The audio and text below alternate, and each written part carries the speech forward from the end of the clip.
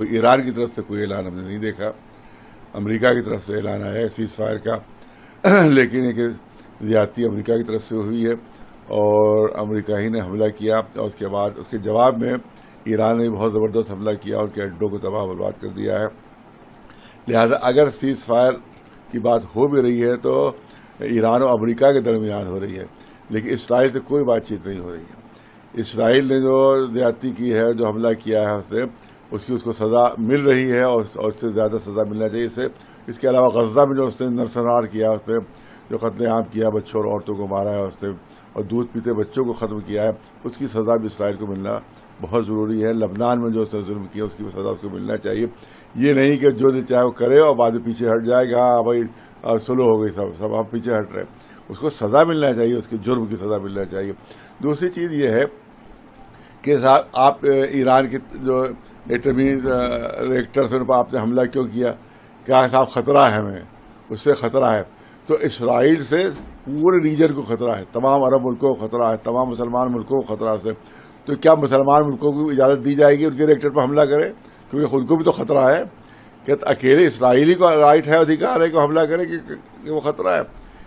दूसरे मुल्कों को क्यों नहीं अधिकारी है कि उसके ऊपर जो जिनको उससे खतरा है इसराइल से, वो उस पर हमला करके उसको तबाह बर्बाद कर दे।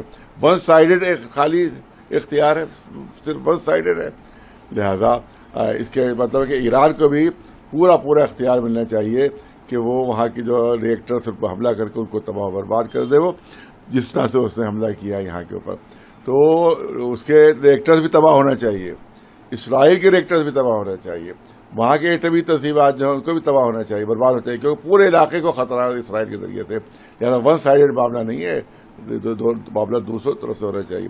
और जो उसने जुल्म किया और फिर हमला खुद इसराइल, जबकि बातचीत हो रही थी, बातचीत के दौरान हमला किया गया।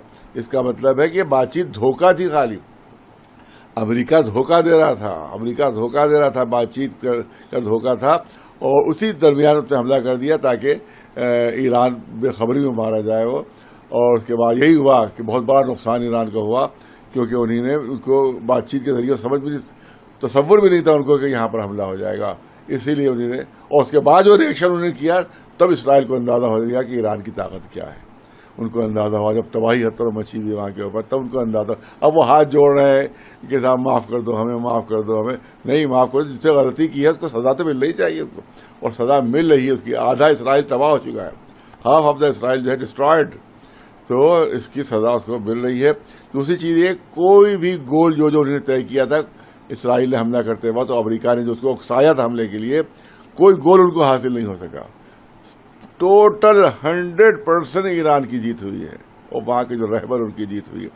उसने ऐलान किया था अमेरिका ने कि हम वहाँ की जो मजहबी क़यादत है उसको अपनी नाबूद कर देंगे, हटा देंगे। आज भी वो बाकी अपनी जगह पर।